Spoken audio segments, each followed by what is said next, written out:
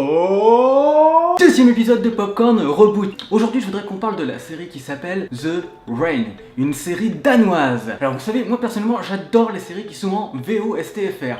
Et donc du coup c'est tout naturellement que j'ai commencé cette série dans la langue d'origine, j'ai envie de dire. Sauf que... j'ai rien compris du tout. J'ai fait le faible, je le reconnais, désolé. J'ai mis la série en français. The Rain, qu'est-ce que c'est? Eh ben c'est très simple, dès qu'il y a de la flotte, égale flippage, sa race. Oui, c'est-à-dire que l'eau est devenue un agent contagieux, ce qui fait que dès que tu la touches, tu crèves. Comme ça. Tu me trempes un pied dans l'eau. Il y a quelqu'un qui te crache dessus, il manque de bol, il était malade. Et bah tu crèves aussi. Ce qui se passe, c'est que tout le monde se met à boire du soda, donc tout le monde devient obèse, tout le monde crève d'obésité.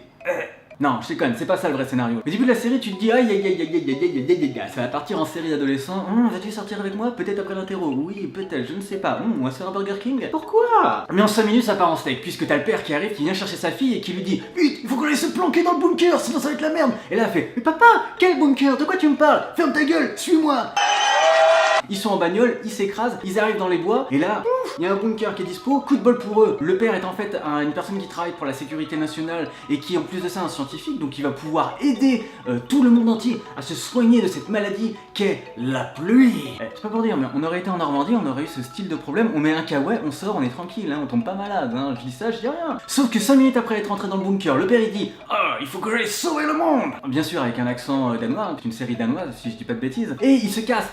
Il dit, ma fille, prends soin du petit, c'est la clé de tout, la clé de tout. Ce qui veut dire dans une série, dans le premier épisode, ce personnage-là ne pourra jamais mourir, sinon il n'y a pas de fin d'histoire. Sauf que les gamins, forcément, comme ils sont un peu cons, ils entendent. Les gamins sont souvent un peu cons dans la série, c'est comme ça, faut pas chercher. Ah, les joies du scénario, j'adore ça. Et donc, dans le bunker, ils entendent toquer, ils se disent, non mais c'est papa qui est revenu. Alors qu'il y a 5 minutes, il t'a dit, il se casse. Il te dit, tu dois rester longtemps ici et que tu dois prendre soin du petit, c'est que techniquement, t'es voué à rester longtemps. Donc les gamins, ils vont ouvrir, manque de bol. C'était le mec qu'ils ont failli renverser sur la route 2 secondes avant. Et comme il est déjà malade comme un chien, parce qu'il a plu, il est tombé sur la gueule, et bah du coup, il attrape le petit, il fait oh aidez-moi, aidez-moi. Et puis t'as le mère qui fait non, ne touchez pas à mon enfant, enculé. Du coup, elle sort, elle pousse le mec, manque de bol forcément, elle se fait toucher par la pluie, et là il se passe un truc un petit peu en mode The Walking Dead, c'est-à-dire qu'elle se transforme en mode... Et là elle crève. Du coup, les gamins ils se rendent compte, c'était peut-être une bêtise d'ouvrir alors que je pensais que c'était papa, pourtant papa m'avait dit 5 minutes avant qu'il ne reviendrait pas tout de suite.